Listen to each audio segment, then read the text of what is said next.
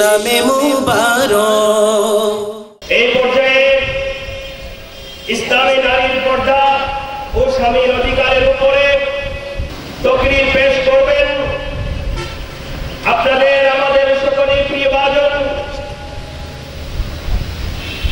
হযরত খাজা কালুশা রহমাতুল্লাহ তাআলা আলাইহি দরগাহ জামে মসজিদের সম্মানিত খতিবে মুকাররম হযরতুল আল্লামা আলহাজ জনাব মাওলানা আবুল হাসান মোহাম্মদ উমর রিজভী সাহেব, আলহাজ মাওলানা আবুল হাসান মোহাম্মদ উমর রিজভী সাহেব নারী ইসলামী নারীর পর্দা ও স্বামীর অধিকারের উপর আলোচনা পেশ করবেন।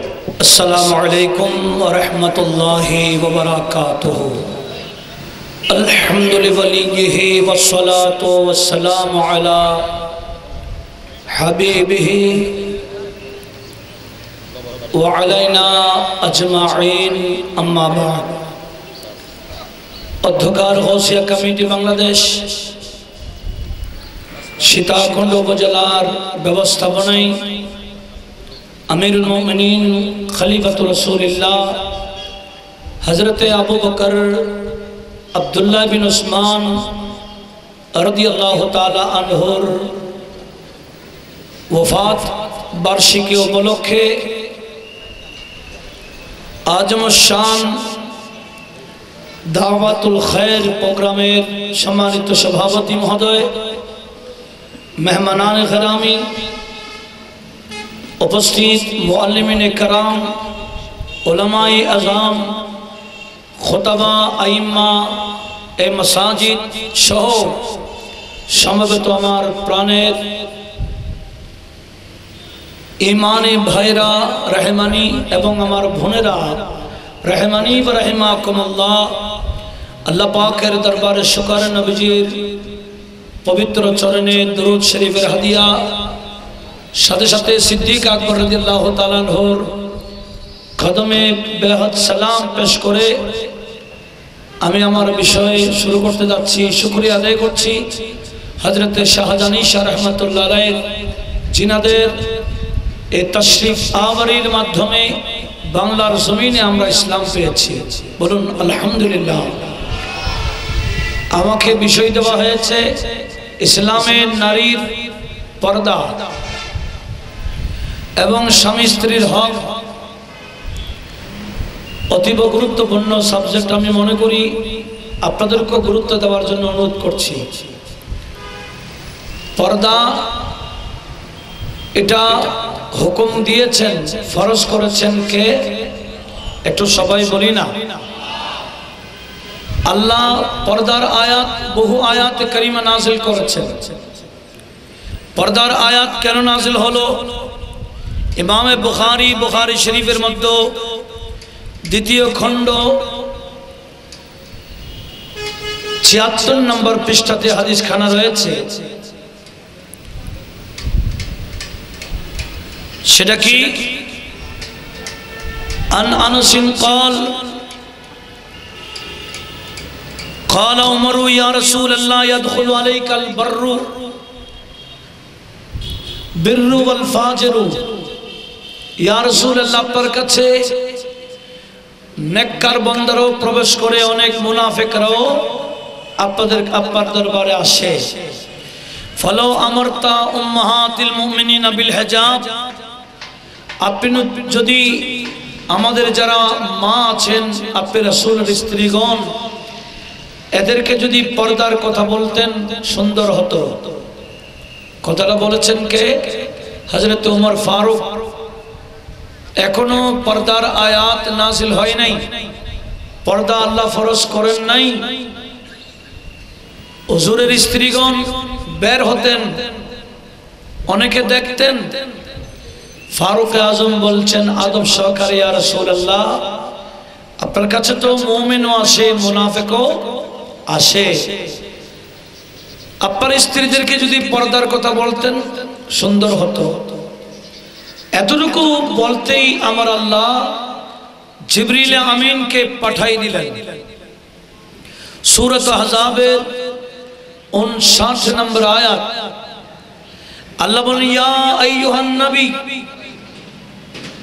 হে আমার প্রিয় নবী, কুল্লি আজওয়াজিকা, আপনি প্রথমে আপনার স্ত্রীদেরকে বলুন, ও বানাতিকা, আপনার কন্যাদেরকে বলুন, ওয়ানিসাইল মুমিনিন, মুমিন নারীদেরকে বলুন। কি বলবেন? ইউদনিনা আলাইহিন্না মিন জালাবিবিহিন্না, তারা যাতে চলার সময় ঘর থেকে বের হলে চেহারার উপর পর্দা করে চলে, কোনো চাদর দিয়ে চলে, চেহারা যাতে দেখা না যায় সেই ব্যবস্থা করে। যদি এরকম করে, যালিকা আদনা আন ইউরাফনা, চেহারায় নেকাব থাকলে, পর্দা থাকলে বোঝা যাবে এরা অন্য কোনো জাতির নারী নয়, এরা মুসলিম নারীর জাতি, এটা মুসলিম জাতির নারী সমাজ। চেনা যাবে কি দিয়ে? আর একটু জোরে বলেন না, কি দিয়ে? নেকাব দিলে। একটা আমি আপনাদের কাছে বলবো, একটার নাম সতর আর একটার নাম হেজাব। একটা হলো সতর আর একটা কি? হেজাব। সতর ঢাকাও ফরজ, হেজাব করা, পর্দা করাও কি ফরজ। তো সতর কার সামনে রাখবে, পর্দা কার সামনে করবে, এই বিষয়টা একটা আমরা আগে ক্লিয়ার করে নিই। সতর ঢাকা ফরজ, নারী হোক পুরুষ হোক প্রত্যেকের জন্য সতর ঢাকা ফরজ। তো পুরুষের সতর নাভি থেকে হাঁটু পর্যন্ত, আর নারীদের সতর হলো মুখমণ্ডল, হাতের কবজি আর পায়ের গিরা নিচে, পায়ের গিরার নিচে 2 পা, হাতের কবজি পর্যন্ত 2 কবজি আর মুখমণ্ডল। এই অঙ্গ ছাড়া বাকি সব অঙ্গ ঢেকে রাখার নাম সতর। সব অঙ্গ ঢেকে রাখার নাম কি? সতর। এই সতরের উপরের নাম পর্দা। সতর ঢাকতে হবে কার সামনে? সবার সামনে।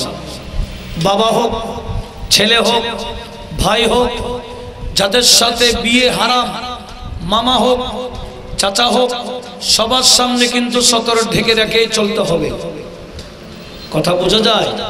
সতর ঢাকতে হবে কার সামনে? সবার সামনে। তুই পর্দা করবে কার সামনে?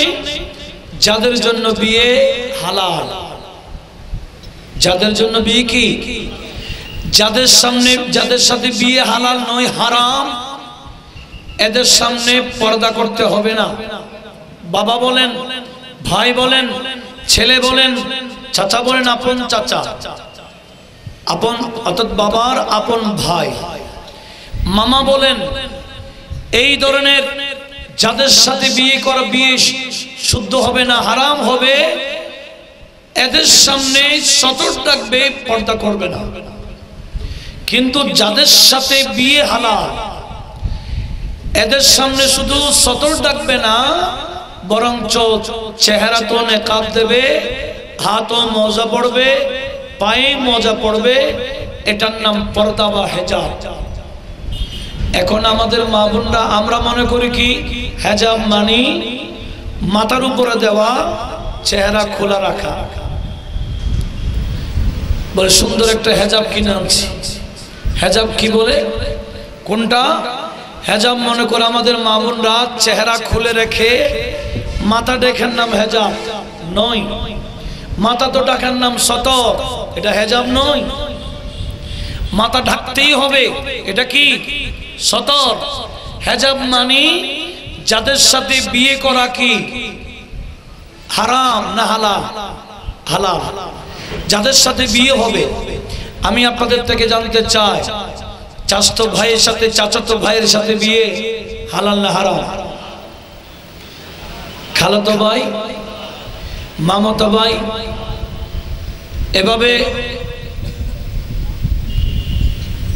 যত আছে, আপন চাচা না,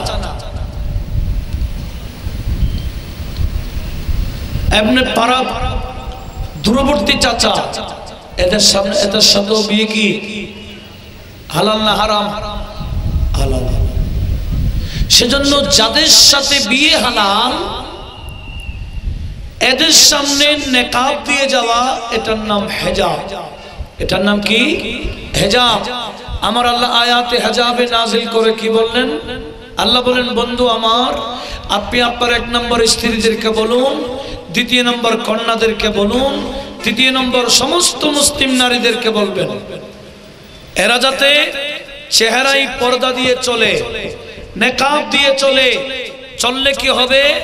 যালিকা আদনা আন ইউরাফনা, এদের চেহারায় নেকাব থাকলে বোঝা যাবে এরা মুসলিম নারী। ফালা ইউযাইনা, অতঃপর তাদেরকে আর কষ্ট দেওয়া হবে না, এদের সাথে ইফতিজিং করাও হবে না। আয়াতে হেজাব নাজিল হওয়ার পরে সূরা আহজাব 53 নম্বর আয়াতে আমার আল্লাহ ঈমানদারকে ডাক দিয়ে বলেন, হে নবীর সাহাবারা, ইযা সালতুমুহুন্না মাতাআন, এই নবীর সাহাবারা, তোমরা যখন নবীজির স্ত্রীগণ থেকে কোনো কিছু চাইবা, ফাসআলুহুন্না মিন ওয়ারাই হিজাব, নবীজির স্ত্রীগণ থেকে তোমরা যদি কিছু চাও সরাসরি ভিতরে ঢুকতে পারবে না। কিভাবে চাইবা? মিন ওয়ারাইল হিজাব, পর্দার বাহির থেকে। তাহলে পর্দার ভিতর থেকে, বাহির থেকে চাওয়া জায়েজ, মাসআলা জেনে নেওয়া জায়েজ, জিজ্ঞেস করে নেওয়া যায় যাচ্ছে, কিন্তু সরাসরি পর্দার ভিতরে যাওয়ার অনুমতি নাই। কিন্তু এই আমাদের মুসলিম মিল্লাতে, আমাদের সমাজে বলেন তো দেখি, আমি যে পর্দার কথা বললাম কোরআন সুন্নাহ অনুযায়ী, এই পর্দার কোনো গুরুত্ব আছে? সবাই তো ঘরের ভিতরে ঢুকে যায়। অথচ আমার নবীজি কি বলেছেন? নবীজি হাদিসে পাকে বলেছেন, হাদিস কানা মুত্তাফাক আলাইহি হাদিস, বুখারী এবং মুসলিমের হাদিস, 200 মিশকাত শরীফের মধ্যে 268 নম্বর পৃষ্ঠায় হাদিস খানা পাওয়া যায়। হযরত কবাবী নামের উনি বলেন, রাসূল করিম সাল্লাল্লাহু আলাইহি ওয়াসাল্লাম ইরশাদ করেছেন, ইয়াকুম আদ-দুখুলা আলান নিসা, উম্মত আমার, তোমরা মহিলাদের ভিতরে প্রবেশ করিও না। কথা বলেন, কি বলেছেন? তোমরা মহিলাদের ভিতরে, মহিলারা যেখানে থাকে তোমরা সেখানে প্রবেশ করিও না। ফাকাল রাজুলুন ইয়া রাসূলুল্লাহ, এক সাহাবী বললেন, ওগো আল্লাহর রাসূল, আমাদের ঘরের মধ্যে আমাদের ভাইয়ের স্ত্রীগণ আছেন, আমাদের ঘরের ভিতরে আমাদের ভাইয়ের স্ত্রীগণ আছেন, যাদেরকে আমরা কি বলি? সবাই বলেন না, আপনারা বললে আমি বুঝতে পারবো আপনারা খেয়াল করতেছেন। ভাইয়ের স্ত্রীগণকে কি বলে? এই সাহাবী দাঁড়িয়ে বলছেন, ইয়া রাসূলুল্লাহ, ভাবিদের ব্যাপারে কি ফয়সালা দিবেন? ভাবিদের জন্য দেবরের ফয়সালা কি? ইয়া রাসূলুল্লাহ, আরাইতাল উম্মা, যারা দেবর তাদের ব্যাপারে কি একই করে তো থাকে? তো ভিতরে প্রবেশ করতে পারবে না। নবীজি বলছেন, আল হামু ওয়াল মউত, দেবর মানে মৃত্যুর মতো। মৃত্যুকে দেখলে মানুষ মৃত্যুর ভয়ে যেভাবে পালায়, ঠিক ভাবিদের দরকার দেবর দেখলে সেভাবে নিজেকে সংকুচিত করা, নিজেকে দূরে রাখা, পর্দার ভিতরে ঢুকে যাওয়া। এই পরিবেশ আমাদের আছে, কিন্তু করার দরকার আছে কিনা? করার দরকার আছে। একটা বিষয় মনে রাখবেন, আমাদের কাছে যদিও বা পর্দার কোনো গুরুত্ব নাই, ইসলাম ধর্মে পর্দাকে কেন্দ্র করে, নেকাবকে কেন্দ্র করে একটা যুদ্ধ হয়েছে। কি হয়েছে? যুদ্ধ, যেটা জুরকানি আলাল মাওয়াহিবের প্রথম খণ্ড 457 নম্বর পৃষ্ঠার মধ্যে এই রওয়ায়াতটা আসছে যে এক মুসলিম নারী বাজারে গেলেন, সেই বাজারের মধ্যে ইহুদিদের নারীরও গিয়েছে। কোথায়? বাজারে। ইহুদিদের নারীদের চেহারাতে কি নাই? নেকাব নাই, পর্দা নাই। ইহুদিদের নারীর চেহারায় কি নাই? কিন্তু এই মুসলিম নারী গেলেন বাজারে, যাওয়ার পরে এরা বলে, কিরে তুমি এটা কি দিলা? বলে, এটা আমাদের ধর্মের আইন। মুসলিম নারী বাজারে আসলে, ঘর থেকে বের হলে এভাবে নেকাব দিয়ে আসতে হবে, এটা আমাদের ধর্মের কি হুকুম, আইন। আমি আমাদের ধর্ম পালন করছি। বলে না, আমরা কেন আছি, তুমি আমাদের চেহারার মধ্যে এরকম কোনো নেকাব নাই, তুমি নেকাব খুলো। এই মুসলিম নারী নেকাব খুলতে রাজি হচ্ছিলেন না। তারা বলেছে ঠিক আছে, তোমার সাথে কথা বলি। এদিকে তারা কি করলো, পরামর্শ করলো যে আমরা কয়েকজন তার সাথে কথা বলবো, আর তোমরা কয়েকজন গিয়ে তার নেকাবের পিছন থেকে যে চেয়ারে বসছে চেয়ারের সাথে বেঁধে দাও, যাতে উঠলেই নেকাবটা খুলে যায়। দীর্ঘক্ষণ আলাপ করে যখন উঠে যাচ্ছে, এরা এই মুসলিম নারীর নেকাবের সাথে পিছনে চেয়ারের সাথে বেঁধে দিয়েছে। আর কথা শেষ করে যখন উঠে যায়, তখন ওই মুসলিম নারীর নেকাবটা টান খেলো, বাস নেকাবটা খুলে গেল। এরা তালি দিয়ে হাসাহাসি করলো। আওয়াজ দিয়ে বলুন না নাউজুবিল্লাহ। বলেন, নেকাবের বিরুদ্ধে, পর্দার বিরুদ্ধে অবস্থান কাদের ছিল?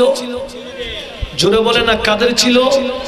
বর্তমানে মুসলমান নামের যারা পর্দার বিরুদ্ধে অবস্থান, এরা কি আর মুসলমানিয়তের মধ্যে আছে? ইসলাম ধর্মের মধ্যে আছে? এটা কোরআনের একটা আইন।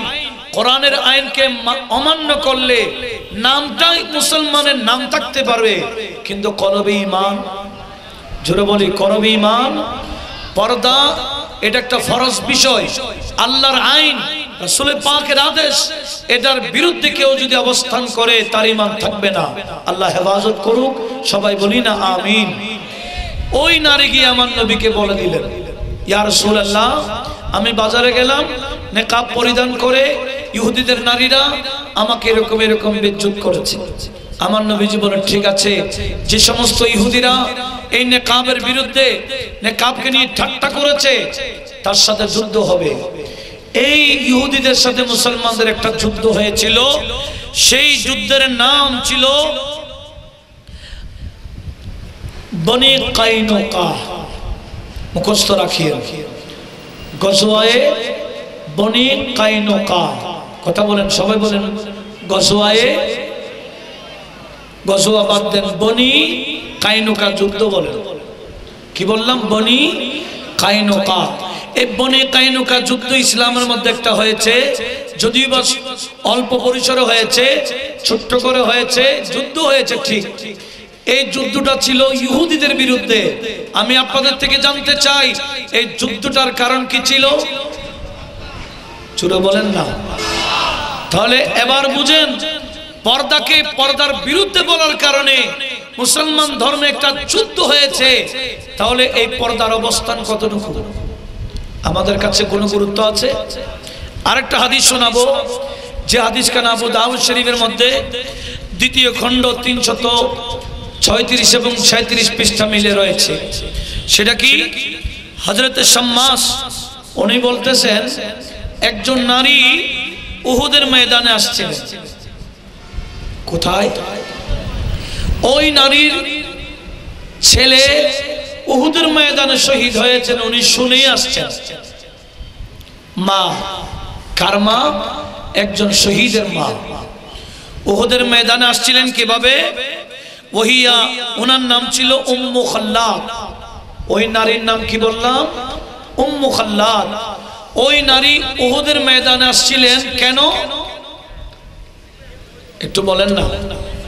ছেলে শহীদ হয়েছে শুনে, ছেলের লাশ দেখার জন্য উহুদের ময়দানে আসছে। আচ্ছা, আমাদের এলাকার মধ্যে অবস্থা কি? ছেলে মারা গেলে মা আহাজারি করবে না? কেমন আহাজারি? কাপড় কোথায় জায়গা, চোপড় কোথায় জায়গা, পর্দার কোন, পর্দা তো দূরের কথা, সতরও ঠিক থাকে না, আহাজারি করে। আর এই নারী আসছে ময়দানে কোন অবস্থায়? ওহিয়া মুনকাবা। তখন ওই নারীর চেহারাতে নেকাব ছিল। কি ছিল? নেকাব ছিল। ওহিয়া তাসআলু আন ইবনিহা। ওই মহিলা ময়দানে এসে তার ছেলের কথা জিজ্ঞেস করছে, বলছে, এই নবীর সাহাবারা, শুনেছি আমার ছেলে নাকি শহীদ হয়েছে, কোন জায়গায় আমার ছেলের লাশটা আছে একটু বলো তো। এভাবে ছেলের লাশ তালাশ করতেছে। চেহারায় কি ছিল? নেকাব ছিল। এক সাহাবী বলেছেন فقال لها بعض اصحاب النبي صلى الله عليه وسلم নবীজির কিছু সাহাবা ওই নারীকে বললেন এই নারী জিতে তাসআলিন আন ইবনিকে ওয়া আনতা মুনকালবা এই মহিলা তুমি তোমার ছেলের শাহাদাতের খবর শুনে আসছো তোমার ছেলের লাশ দেখার জন্য আসছো আর আমি তোমাকে নেকাব অবস্থায় দেখতে পাচ্ছি তুমি কিভাবে কান্না করার দরকার ছিল তুমি এভাবে নেকাব অবস্থায় কিভাবে আসলা ওই মহিলা কি উত্তর দিয়েছে আমি আমার মা বোনদেরকে একটু শোনাতে চাই একটু লক্ষ্য করুন ওই মহিলা যখন শুনলেন জিতে তাসআলিনা নিবিনিক আপনি আসছেন আপনার ছেলের খবর নেওয়ার জন্য ওয়ান্তে মন কারিবা আর আপনি নেকাব অবস্থায় ফাকালাত ওই নারী নেকাব অবস্থায় আওয়াজ দিচ্ছেন ইন্নী আজরাউ ইবনি আমি আমার ছেলেকে হারিয়েছি ফালান আজরাউ হায়াই আমি আমার লজ্জা হারাইতে পারবো না কি বলেছেন আমি আমার ছেলেকে হারিয়েছি আমি আমার লজ্জা হারাইতে পারবো না তাহলে যাদের লজ্জা থাকে এরা কখনো নেকাব ছাড়া পর্দা ছাড়া কি ঘুরতে পারে তবে মনে রাখবেন আমার নবীজি বলেন লিকুল্লি দীনিন খুলুকা প্রত্যেকটা ধর্মের এক একটা চরিত্র আছে এটা ইহুদি হোক সেটা নসরা হোক সেটা হিন্দু হোক এটা বৌদ্ধ হোক যেই ধর্মের হোক প্রত্যেকটা ধর্মের এক একটা চরিত্র আছে নবীজি বললেন আমি তোমাদের জন্য যেই ধর্ম দিয়ে যাচ্ছি এই ধর্মের একটা চরিত্র আছে খুলুকুল ইসলামি আল হায়া ইসলাম ধর্মের চরিত্রের নাম হলো হায়া লজ্জা এবং শরম একটু বলিন আলহামদুলিল্লাহ আমাদের ইসলাম ধর্মের চরিত্রের নাম আমি আবার সবার থেকে জানতে চাই ইসলাম ধর্মের চরিত্রের নাম হায়া লজ্জা হায়া থাকলে কোন মহিলা বলেন বেপরদা ঘুরতে পারে ঘুরে কিভাবে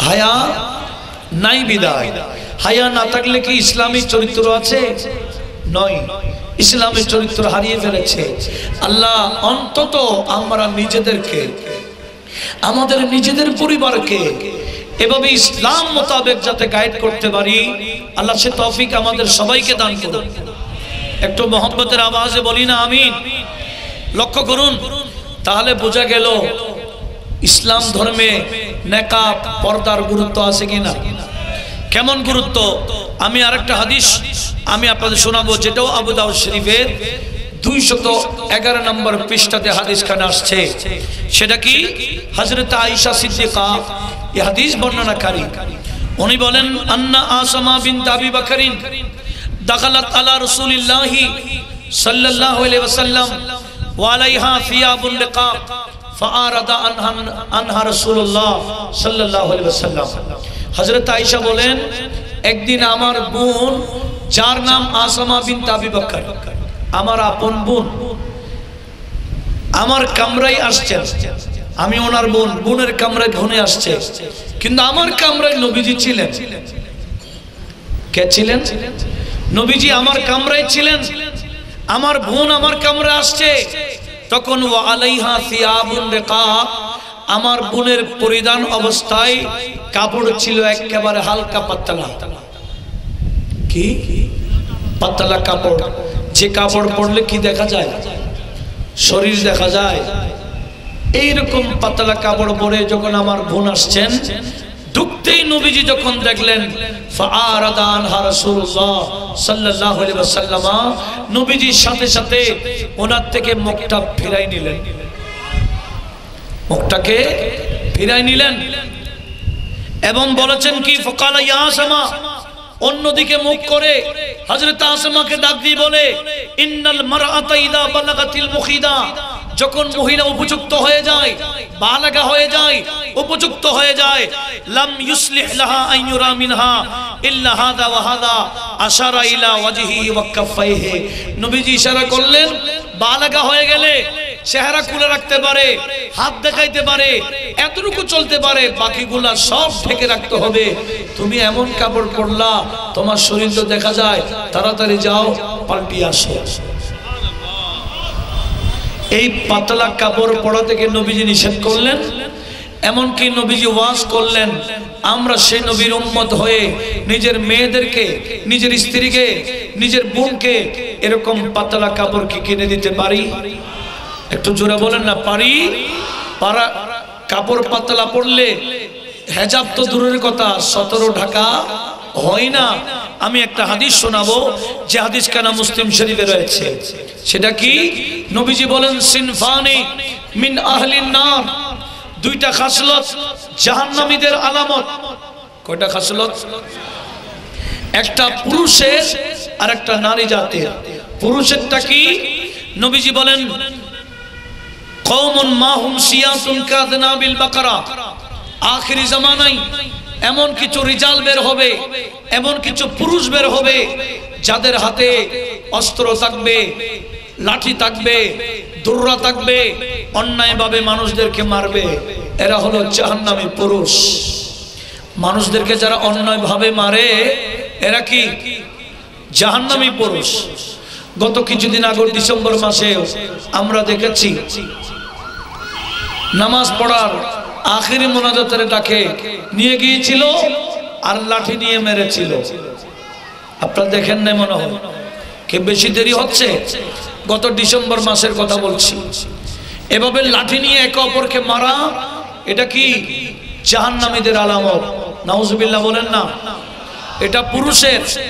আর মহিলাদের ব্যাপারে কি? নবীজি বলেন, ওয়ানিসাউন কাসিয়াতুন আরিয়াতুন মুমিল্লাতুন ওয়া মাইলাত। আখিরি জামানায় এমন কিছু নারী বের হবে যেই নারীরা পোশাক পরবে ঠিক, কিন্তু উলঙ্গ থাকবে। পোশাক পরবে, উলঙ্গ কিভাবে থাকবে আগে বোঝা না গেলেও ইদানিং বোঝা যায়। এমন এমন পোশাক পরে আমার ফুল হাত, আমার হাত দেখা যায় না। আপনাদের পুরা হাত আছে, হাত দেখা যায় না। আমাদের মা বোনদের এমন কিছু পুরা হাত আছে, পুরা হাত দেখা যায়। নেটের শাড়ি পরে, নেটের ড্রেস পরে, যে ড্রেসগুলা পরার কারণে শরীর দেখা যায়, নবীজি বলেন এগুলা হলো জাহান্নামী নারীর আলামত। আর একটু জোরে বলেন না। আমরা কি চাই আমাদের স্ত্রীরা জাহান্নামে যাক? তাহলে ওই রকম পোশাক পরিধান করা থেকে আমাদের স্ত্রীদেরকে দূরে রাখতে হবে। কোনো মেয়ে, বাবা চাই না মেয়েকে জাহান্নামে পৌঁছাইতে, তাহলে গাইড করতে হবে। ভাই চাই না বোনকে জাহান্নামে পৌঁছাইতে, তাহলে তাদেরকে গাইড করা দরকার। কথা বলুন ঠিক কি না? তাহলে আমি কি বলতে চাচ্ছিলাম, আমাকে এখানে দুইটা বিষয় দিয়েছেন, সময় কিন্তু লিমিট, যার কারণে আমি অতটুকু বলবো যে পর্দার একটা গুরুত্ব আছে। পর্দার পর আয়াত নাজিল করলেন কে? এটা কি করলে করলো, না করলে সমস্যা নাই এরকম? পর্দা করতেই হবে। নামাজ পড়া যেরকম ফরজ, পর্দা করাও কি ফরজ।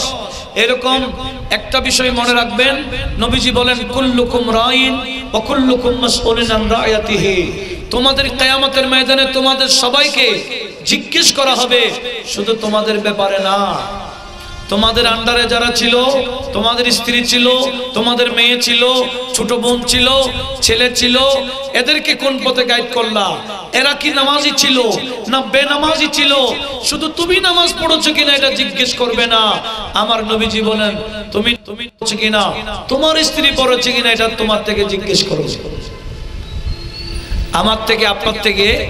শুধু আমি আপনি নামাজ পড়লে হবে না, কাকে পড়াইতে হবে? স্ত্রীকে পড়াইতে হবে, ছেলেকে পড়াইতে হবে, মেয়েদেরকে পড়াইতে হবে। ছেলে মেয়েদেরকে ছোটবেলা থেকে মেয়েদেরকে পর্দার ভিতরে গাইড করতে হবে। এখন তো দুঃখের বিষয়, ছোটবেলা থেকে মেয়েদেরকে জিন্সের প্যান্ট এবং গেঞ্জি পরানো অভ্যস্ত করে। কথা বলুন ঠিক কিনা? কি জিন্সের প্যান্ট আর কি গেঞ্জি? জিন্সের প্যান্ট এবং গেঞ্জি কি মেয়ের ড্রেস না পুরুষের ড্রেস? আমার নবীজি কি লানাতুল লিল আলামিন না রাহমাতুল লিল? কি নবী কি রহমত দেয় না লানত দেয়? তবে একটা বিষয় মনে রাখবেন, রাহমাতুল লিল আলামিন নবীও কিছু বান্দাদেরকে লানত দেয়। তার মধ্যে আল মুতাখান্নাসাত মিনার রিজাল ওয়াল মুতারাজ্জালাত মিনান নিসা, যে সমস্ত পুরুষ মহিলাদের ড্রেসে চলে, মহিলাদের মতো চলে। আমার মওলানা আশরাফ হোসেন আল কাদরী সাহেব বলেছেন, আল্লাহ পুরুষদেরকে সুন্দর আকৃতি দিয়েছেন, মহিলাদেরকেও সুন্দরভাবে বানিয়েছেন। কাকে কিভাবে মানায় কে জানে। আল্লাহ চাইলে মা বোনদেরকে দাড়ি দিতে পারতেন, মহিলাদেরকে দাড়ি দেয় নাই, দাড়ি দিয়েছেন কাদেরকে? আমাদেরকে। এটা কার সৃষ্টি? যারা দাঁড়িয়ে একেবারে শেষ করে ফেলে, এরা নিজেদেরকে কার মতো বানাইতে চায়? একটু জোরে বলেন না। মহিলার মতো বানাইতে চায়। আর যারা সুরতান সিরতান ড্রেসে মহিলার মতো চলে, নবীজি বলেন আমি তাদেরকে লানত দিই। আর যে সমস্ত নারীরা পুরুষের মতো চলে, কিরকম চুল কেটে ছোট ছোট করে ফেলে, শার্ট প্যান্ট পরে ঘুরে, জিন্সের প্যান্ট এবং গেঞ্জি পরে ঘুরে, এরকম নারী নাই? আমার নবীজি তাদেরকে লানত দেয়। একটু বলেন না নাউজুবিল্লাহ। এই যে মেয়েরা জিন্সের প্যান্ট পরে পরে, গেঞ্জি পরে পরে, টু পিস পরে পরে ঘুরে, শুধু মেয়েদের দোষ দিলে হয়? তার বাবা নাই, তার গার্ডিয়ান নাই, এদের কি কোনো দোষ নাই? নবীজি বলেন কুল্লুকুম রাইন ওয়া কুল্লুকুম মাসউলুন আন রায়াতিহি, তোমরা সবাই কিয়ামতের ময়দানে জিজ্ঞাসিত হবে, শুধু নিজেদের ব্যাপারে না, তোমাদের আন্ডারে যারা যারা ছিল এদের ব্যাপারে তোমাদেরকে জিজ্ঞেস করা হবে। বিদায় আমাদের উচিত আমাদের প্রত্যেকেই আপন আপন আত্মীয় স্বজন যারা আমাদের আন্ডারে আছে, আমাদেরকে গাইড করার দরকার আছে কিনা বলেন। তাহলে আজকের এই মাহফিল সাধারণ গতানুগতিক মাহফিল নয়, এটা মাহফিল সৃজনশীল মাহফিল। এখন কি যুগ চলে? সৃজনশীল যুগ চলছে না? আজকের দাওয়াতুল খায়ের প্রোগ্রামও এটাও সৃজনশীল প্রোগ্রাম। কথা বলেন ঠিক কিনা? এখানে যত বিষয়ই আলোচনা হচ্ছে সব নিজেরাও ধারণ করবেন, এমনকি আরেকজনকে বোঝাবার চেষ্টা করবেন। আমাদের মা বোনদেরকে অনুরোধ করছি, আপনারা ওয়াজগুলোকে গুরুত্ব দেন, নিজেও আমল করবেন, অপরকে আমল করার প্রতি উৎসাহিত করবেন। আপনার ওয়াজ শুনে যদি আরেকজন আমল করে, একই স্বভাব কিন্তু আপনিও পেয়ে যাবেন। কথা বলেন ঠিক কিনা? এবার আমি আমার আরেকটা বিষয়ের দিকে যাচ্ছি গা। বিষয়টা কি? স্বামীর হক কি, স্ত্রীর হক কি? আমরা অনেকে মনে করি যে স্বামীর হক আছে, স্ত্রীর হক নেই। স্বামীর হকও আছে, স্ত্রীর হকও আছে। তো আমার নবীজির কাছে এক মহিলা আসছেন। এক মহিলা এসে নবীজিকে জিজ্ঞেস করলেন, ইয়া রাসূলুল্লাহ, فقالت يا رسول الله ما حق الجوز على المرأة। হুজুর, কোন নারীর উপর স্বামীর হক কি জিজ্ঞেস করেছেন নারী। উত্তর দিচ্ছেন আমার নবী। একটু জোরে বলেন আলহামদুলিল্লাহ। দেখেন তো আমার নবীজি উত্তর দিতে গিয়ে বললেন কি, এই নারী, তুমি আমাকে জিজ্ঞেস করেছো স্বামীর হক কি। তখন নবীজি উত্তর দিতে গিয়ে বলেন, আল্লাহ তামনা নাফসাহা ওয়ালাউ কানাত আলা যহরি ফাতাবিন ওয়ালা তাসুমু ইয়াওমান ইল্লা বিইذনি ইল্লা রমাদানা ফাইন ফালাত কানা আল আজরু লাহু ওয়াল বিজরু আলাইহা ওয়ালা তাখরুজ ইল্লা বিইذনিহি ফাইন খারাজাত লিনাফসিহা লানাতহা মালাইকাতুর রাহমা ওয়া মালাইকাতুল আযাব হাত্তা তারজিআ। একটু লক্ষ্য করুন, আমার নবীজি বলছেন, এই মহিলা, তুমি জিজ্ঞেস করছো স্বামীর হক কি। আমি বললাম, এক নম্বর স্বামীর হক, স্বামী যখনই চাহিদা মিটাইতে চায়, স্ত্রী যদি পাক করেও থাকে, সেখান থেকে চলে আসতে হবে স্বামীর আহ্বানে, এক নম্বর। দ্বিতীয় নম্বর, কোন স্ত্রী নফল রোজা রাখতে পারবে না যতক্ষণ স্বামী থেকে অনুমতি নিবে না। নফল রোজা রাখতে হবে কার অনুমতি নিয়ে? রমজানের রোজার জন্য কি অনুমতি লাগবে? রমজানের রোজার জন্য কি লাগবে না? কিন্তু নফল রোজা রাখতে চাইলে কার অনুমতি লাগবে? স্বামীর অনুমতি। এবার বুঝেন স্বামীর হক কি। এমনকি নবীজি বলেন, ওয়ালা তাখরুজ ইল্লা বিইذনিহি, কোন মহিলা ঘর থেকে বের হবে না। বাবার বাড়ি যায়, ভাইয়ের বাড়ি যাচ্ছে, কারো বাড়িতে যাচ্ছে, তো এমনি যেতে পারবে না, ইল্লা বিইذনিহি, স্বামীর অনুমতি নিয়ে বের হতে হয়। এখন কি পরিবেশ আছে? কথা বলেন না। আমার মা বোনরা, আমি জানি অনেক মা বোনরা আসছেন, আপনি একটু খেয়াল করেন, স্বামীর অধিকারগুলো একটু রক্ষা করুন। আপনি ঘর থেকে বের হতে হলে আপনার স্বামীর কি লাগবে? অনুমতি লাগবে। আর যদি স্বামীর অনুমতি ছাড়া বের হয়ে গেছে, বলে অসুবিধা কি, আমি আমার বাবার বাড়িতে এসেছি, আমি তার কারো বাড়িতে যাইনি। এরকম যদি হয়, নবীজি বলেন ফাইন খারাজাত লিনাফসিহা, অনুমতি ছাড়া নিজে নিজে যদি চলে যায়, তো লানাতহা মালাইকাতুর রাহমাতি ওয়া মালাইকাতুল আযাব, তাকে রহমতের ফেরেশতারাও লানত দেয়, আযাবের ফেরেশতারাও লানত দেয়। কতক্ষণ লানত দেয়, অভিশাপ দেয়, হাত্তা তারজিয়া, ওই নারী যতক্ষণ ঘরে ফিরে আসে না, যতক্ষণ ঘরে ফিরে আসে না, ততক্ষণ ওই নারীকে লানত দেয় কে? কোন ফেরেশতা? রহমতের ফেরেশতারাও দেয় লানত, গজবের আযাবের ফেরেশতারাও তাকে কি দেয়? লানত দেয়। তাহলে এগুলা হলো কার হক? স্বামীর হক আদায় করতে হবে। শুনেন আরেকটা হাদিস আমি আপনাদেরকে শোনাচ্ছি। ওয়ান কাতাদাতা ক্বালা যুকির লানা আন্নাকা ক্বালা আউয়ালু মা তাসআলুল মারআ আনহু ইয়াউমাল কিয়ামা আন সালাতিহা সুম্মা আন হাক্কি যাওজিহা। হযরতে কাবুল আহবার, ওনার থেকে বর্ণিত, রাসূল পাকের বিখ্যাত সাহাবী, পরবর্তী তাবী। হযরতে কাবুল আহবার তাবেঈ ছিলেন, ফারুক আযমের হাতে উনি মুসলমান হয়েছিলেন। ওনার থেকে বর্ণিত, উনি বলছেন, এটা বর্ণনা আছে, কিয়ামতের ময়দানে নারী সমাজকে জিজ্ঞেস করা হবে সর্বপ্রথম নামাজ নিয়ে। কি নিয়ে? নামাজ পড়েছো কিনা জিজ্ঞেস করবে কিয়ামতের ময়দানে। তারপরে জিজ্ঞেস করবে আন হাক্কি যাওজিহা, স্বামীর হক কতটুকু আদায় করেছে। এটা নামাজের পরপর স্বামীর হকের ব্যাপারে আমাদের নারী জাতকে জিজ্ঞেস করবে। কোন ময়দানে? একটু জোরে বলেন না। হাসরের ময়দানে, কিয়ামতের ময়দানে। আমাদের মা বোনরা তো জান্নাতে যাওয়া একেবারে সহজ, 4টা কাজ করলে হয়। কয়টা?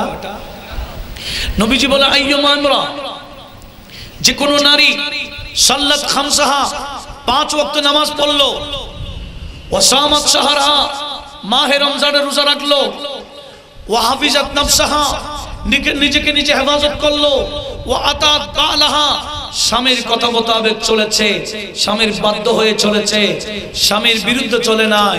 আমার নবী বলেন, এই 4টা কাজ যে নারী করবে, জান্নাতের 8টি দরজা তার জন্য খোলা, যে কোনো দরজা দিয়ে জান্নাতে ঢুকে যেতে পারবে। কয়টা কাজ করলে? 1 নাম্বার নামাজ, 2 নাম্বার রোজা, 3 নাম্বার নিজেকে নিজে হেফাজত। নিজেকে নিজে হেফাজতের মধ্যে পর্দা আছে কিনা? সব এসে গেছে। নিজেকে নিজে হেফাজত, এরপরে স্বামীর বাধ্য হওয়ায় চলা। তবে একটা বিষয় মনে রাখবেন, স্বামী যদি অন্যায়ের জন্য হুকুম দেয়, এটা পালন করার কোনো প্রয়োজন নাই। স্বামী যদি বলে তুমি নেকাব পড়তে পারবে না, এটা মানারও দরকার নেই। স্বামী যদি বলে আমার কলিগ আসছে, 1 কাপ চা দিয়ে আসো, যাওয়ার দরকার নেই। এই হুকুম পালন করার দরকার নাই। লা তাআতা লি মাখলুকিন ফি মাসিয়াতিল খালিক, আল্লাহর নাফরমানি করতে গিয়ে, আল্লাহর হুকুমকে অমান্য করতে গিয়ে কোনো বান্দার হুকুম পালন করার দরকার নেই। কথা বোঝা গেছে? এগুলা কার হক? জোরে বলেন না। স্বামীর হক। আর এবার আমি স্ত্রীদের হকের ব্যাপারে আলোচনা করতে চাই। আমার নবীজি 1 মিনিটের 2 মিনিটের ভিতরে এটা শেষ করে দিচ্ছি।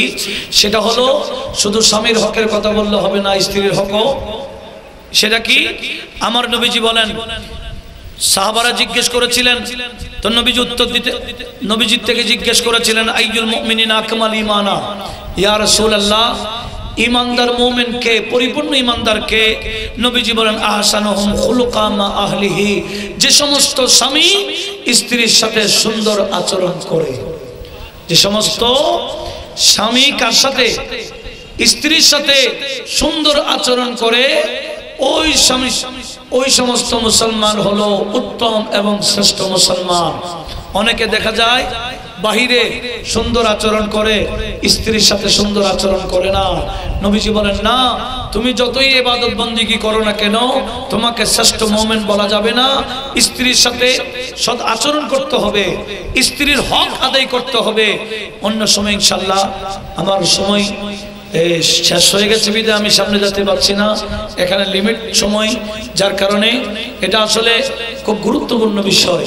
আল্লাহ পাক সুবহানাহু ওয়া তাআলা আমাদের সবাইকে এই বিষয়গুলো শুনে যথাযথ আমল করার তৌফিক দান করুক। একটু মুহাব্বতের আওয়াজে বলুন আমিন। ওয়া আখিরু দাওয়ানা আনিল হামদুলিল্লাহি রাব্বিল আলামিন। আসসালামু আলাইকুম ওয়া রাহমাতুল্লাহি ওয়া বারাকাতুহু। আহমদ রেজা নিবেদিত এসএম আব্দুল লতিফ পরিচালিত ইউটিউব চ্যানেল চিশতি ওয়াজ। আমরা ওয়াজ মাহফিল, সেমিনার, ইসলামিক আলোচনা ভিডিও রেকর্ডিং এর মাধ্যমে সম্প্রচার করে থাকি ইউটিউব চ্যানেল চিশতি ওয়াজে। যোগাযোগ Chishti recording centre, CDA market, Riazuddin বাজার, চট্টগ্রাম। মোবাইল 0117786982। সব সময় নতুন নতুন আপডেট পেতে আমাদের চ্যানেলটি সাবস্ক্রাইব করুন।